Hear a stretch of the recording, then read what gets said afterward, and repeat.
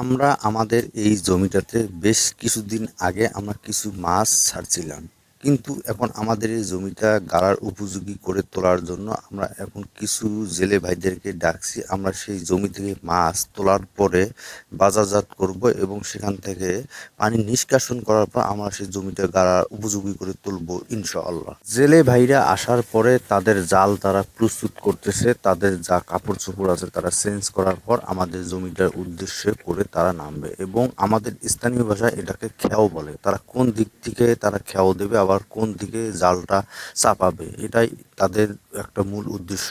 তারা প্রস্তুত নিচ্ছে, কিছুক্ষণের মধ্যে আমাদের জমিটাতে নামবে ইনশাআল্লাহ। দেখেন তারা জাল ছাড়তেছে জমিটার উদ্দেশ্য করে। জমিটা আমাদের অনেক বড়, এখানে মূলত অনেকগুলো বাটা মাছ আছে। সেই বাটা মাছগুলো তোলার এক নম্বর উদ্দেশ্য, না হলে পরবর্তীতে বাটা মাছগুলো তারা পাওয়া যাবে না আর। তো যেহেতু সবাই রোয়া গাড়াগাড়ি শুরু করতেছে, তো আমাদের এই জমিটা এখন গাড়া লাগবে। এবং দেখেন আমরা কিছুক্ষণের মধ্যে আমাদের জাল এক কথা আমাদের জমির আইলের কিনারে আসলো। সেখান থেকে মাছ প্রসেসিং করা হচ্ছে, কোনটা মাছ ছাড়বো আর কোনটা আমরা বাজারজাত করব। এখানে অনেকগুলো গুড়া মাছ আছে, যেমন ডারিকা, পুঁটি, ইসলা, বিভিন্ন ধরনের মাছ আছে। তো আমরা সেই গুড়া মাছগুলো নেব এবং বাড়িতে নিয়ে গিয়ে আমরা সেখানে বাছাই করে তারপর আমরা ভাগাভাগি করব।